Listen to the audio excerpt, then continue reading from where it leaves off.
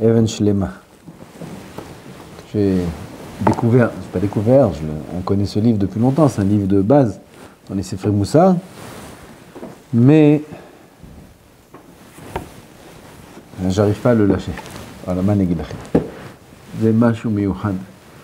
c'est la Torah du Gaon Mivilna, c'est les paroles du Gaon Mivilna. Les paroles du Gaon Mivilna sont Mashkemo Gehalim Lohatot, comme le Lashon des Rishonim, très concis, très précis, très clair, droit au but. Mamash. En tout cas sur moi, ça a un effet merveilleux. Là, on participe. Bon, je vous partage ce limoud là du Gaon Mivilna. Ce livre Even Shlema. Even Shlema, c'est pas un livre que le Gaon Mivilna lui-même a écrit, c'est un recueil d'un chacham de je sais pas il y a combien de temps, qui a, il y a beaucoup d'années, qui a pris les paroles du Gaon Mivilna, les Pirushim sur Michelet, sur Megillat Esther, sur le Chasse, dans tous les endroits, et il les a recueillis ici sous forme de thèmes. Il y a la première chose, c'est les Midot.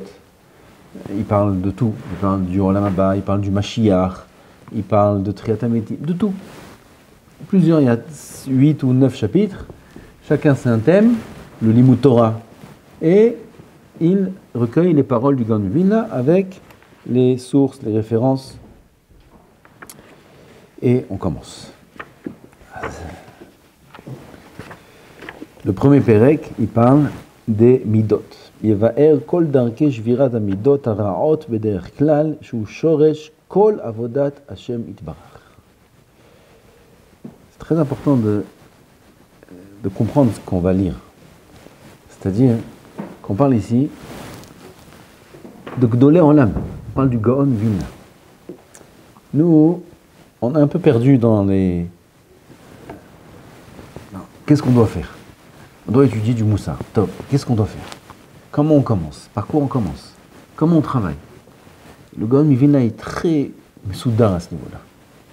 Et on n'a pas ajouté le conseil de Gdolei Olam qui ont eux-mêmes fait ce travail, comme il dit le Mesilat Yesharim, que les tzadikim qui ont écrit des livres de Moussar, eux-mêmes ils sont passés par ce qu'ils ont écrit. Et c'est les meilleurs au monde qui sont placés pour nous, ils sont placés le mieux au monde pour nous dire de quelle manière il faut procéder. Donc là, quand on va lire les enseignements, il y aura des enseignements qui ont l'air peut-être un peu simples, mais d'abord c'est très profond, et de deux, c'est pas shoot, comment on dit en français? Pas en mode d'emploi, et là on est pas shoot guidé par le Gaon Mivilna lui-même.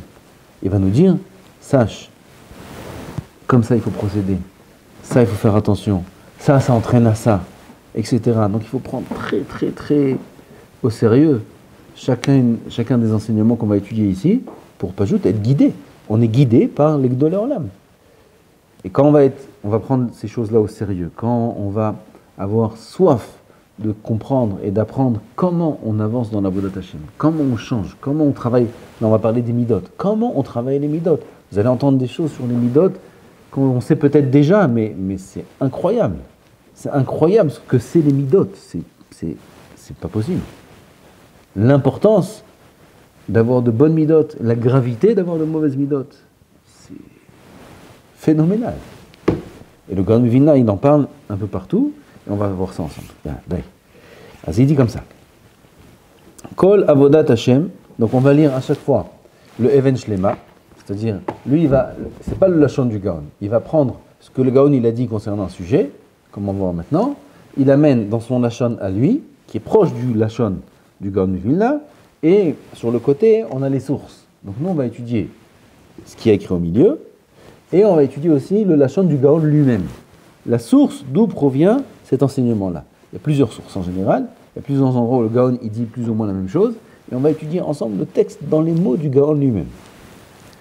Il dit le Even Shlema, Kol avodat Hashem talui betikun amidot. Kol avodat Hashem talui betikun amidot. Encore une fois, Kol avodat Hashem talui betikun amidot. Tout le travail, tout le service d'Hachem, il dépend uniquement du Tikkun Amidot. Tikkun Amidot. Shehem kemo levush la mitzvot ou klale Torah. Car les midot sont le revêtissement, les vouches, hein, le revêtement, comment on dit? Revêtement, l'habit des mitzvot et de la Torah en général. La Torah, les mitzvot s'habillent dans les midot. Et, Birshutchem, pour comprendre ça, alors on va lire la source de cette chose-là. La source de cet enseignement, qui est bien sûr les paroles du Gaon Mivilna lui-même, mais d'où les paroles le Gaon lui-même a tiré ces choses-là, de ce qu'a écrit Rabbi Chaim Vital dans Sha'arei Kedusha, et ces paroles sont amenées dans l'introduction du livre. Parce que tout le sujet du Midot est basé sur cette introduction-là, et il faut qu'on la fasse un petit peu ensemble, je ne sais pas si elle va suffire maintenant. Cette introduction-là est très importante pour savoir où se placent les Midot dans la Avodat Hashem. Qu'est-ce que c'est les Midot? C'est quoi les Midot? Oui, pas c'est quoi les Midot, c'est quoi la colère, etc. Quels sont les Midot? Pas ça, mais quelle est la position des Midot dans la Avodat Hashem? Quand on va apprendre ce qui est écrit ici, on va comprendre très rapidement ce que je veux dire. Il dit Rabbi Chaim Vital. On va dire de la manière la plus simple possible. La plus simple possible. C'est des choses qui sont profondes, qui sont écrites un peu de manière... on va expliquer mamash, comme on explique à un enfant. Il y a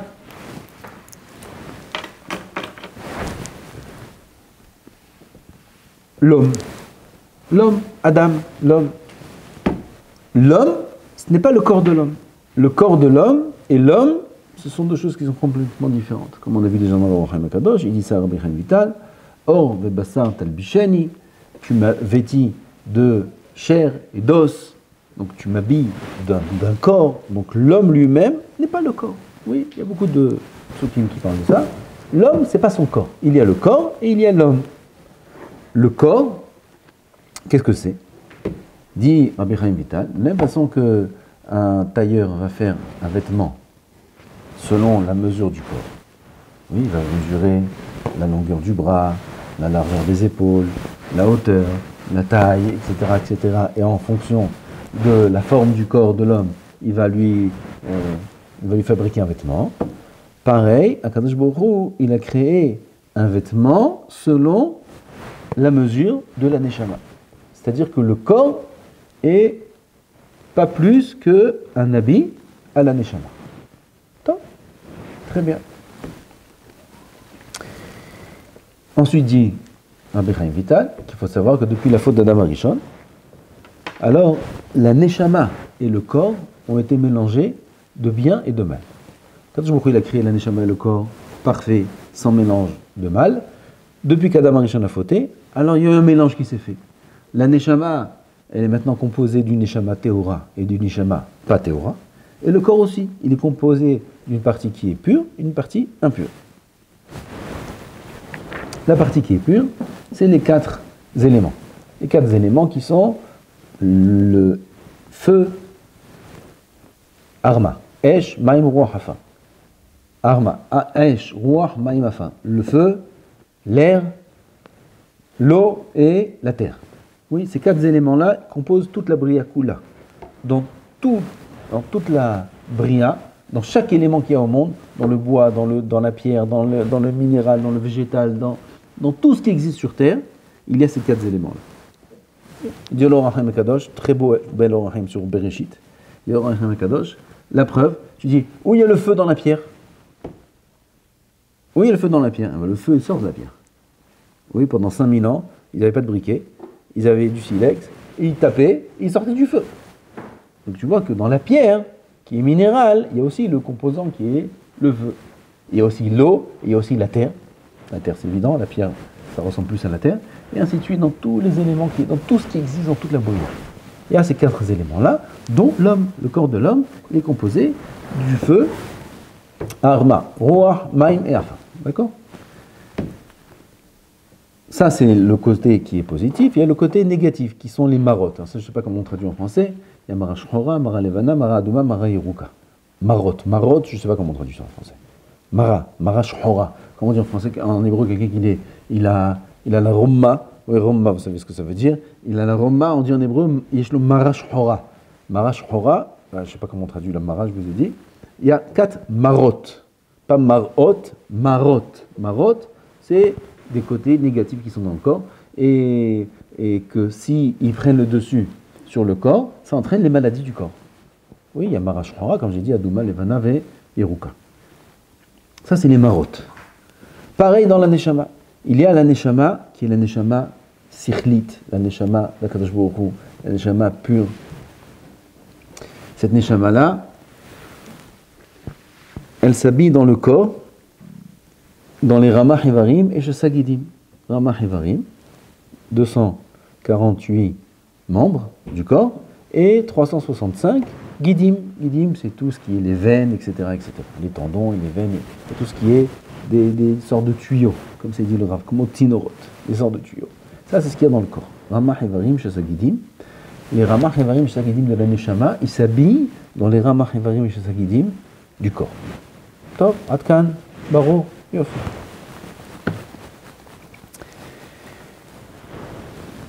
On va passer tout ce qu'il y a au milieu.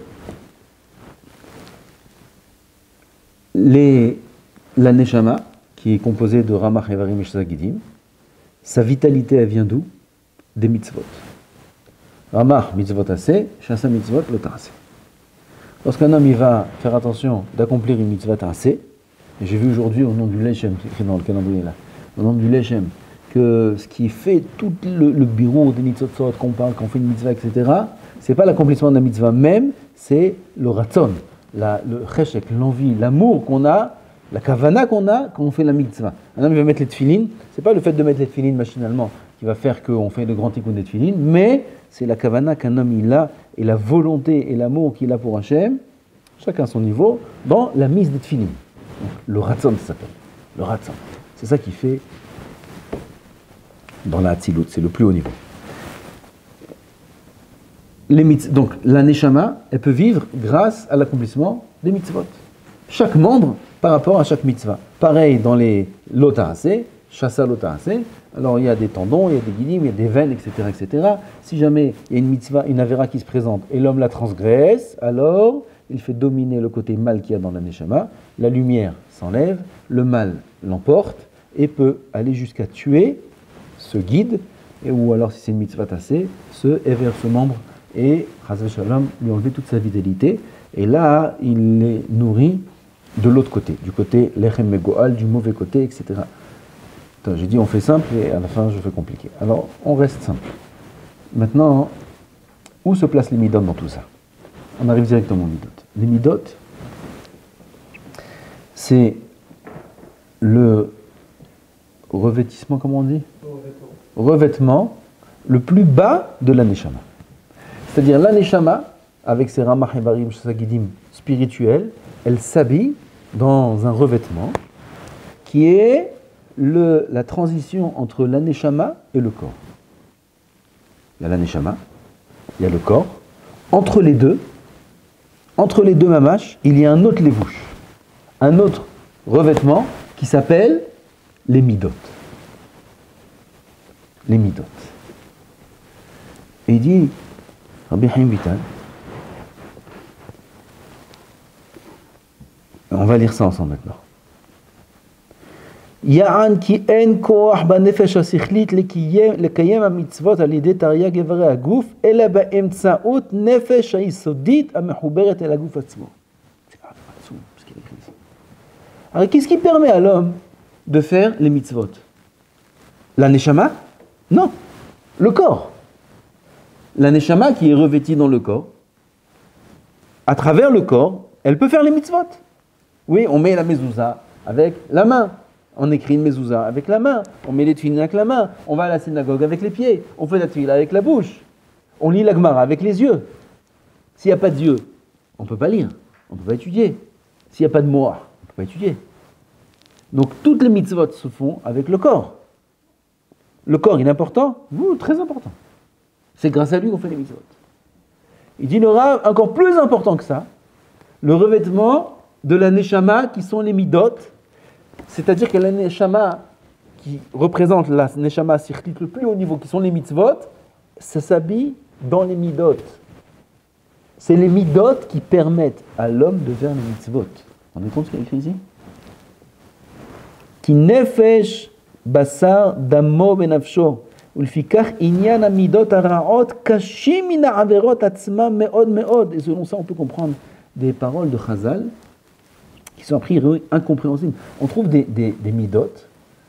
Celui qui les transgresse, celui qui se comporte mal dans certains domaines, il est pire que celui qui fait les pires avérots du monde.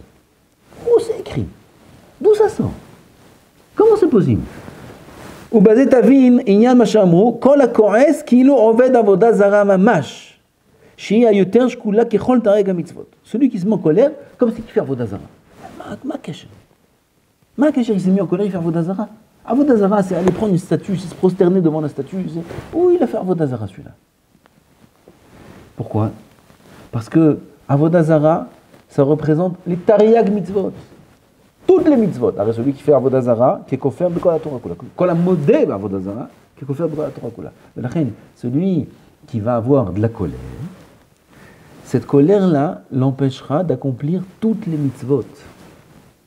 La colère, la mauvaise mida de la colère, encore d'autres, comme on va voir dans la suite, empêche l'accomplissement des mitzvot. Quelqu'un qui est en colère, il ne veut plus faire les mitzvot. Il ne veut pas faire les mitzvot. Il veut faire des avérots. Quelqu'un qui est en colère, il n'est plus maître de lui-même.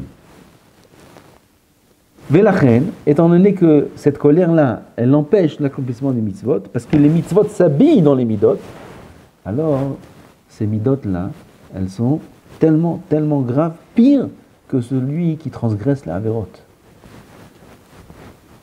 Il a de l'orgueil. Ou qui kofer baïka, veraoui le gadeo kashira, ven afaronin avkael rabot, ven zemeod, qui liotam ikarim vesodot lo nimnu bichlal tareg mitzvot. Il dit c'est pour ça que c'est pas mentionné dans les tareg mitzvot. Les midot ne sont pas énumérés dans les mitzvot. Pourquoi? Parce que les midot sont le revêtement des mitzvot. Il y a les mitzvot, il y a ce qui les habille, comme le corps. Le corps, il est inclus dans les tareg mitzvot. Non, le corps, les midot, c'est le revêtement des mitzvot. On ne peut pas le compter dans le compte des mitzvot. Il ne fait pas partie du compte des mitzvot. C'est ce qui habille les mitzvot. C'est ce qui permet aux mitzvot d'être accomplis. C'est les midot. Ve'nimtza dit Rabbi Chaim Vital. Ki yoter tzarich nizaher mimidot hara'ot yoter min kiyum hamitzvot aseh ve'lo ta'aseh.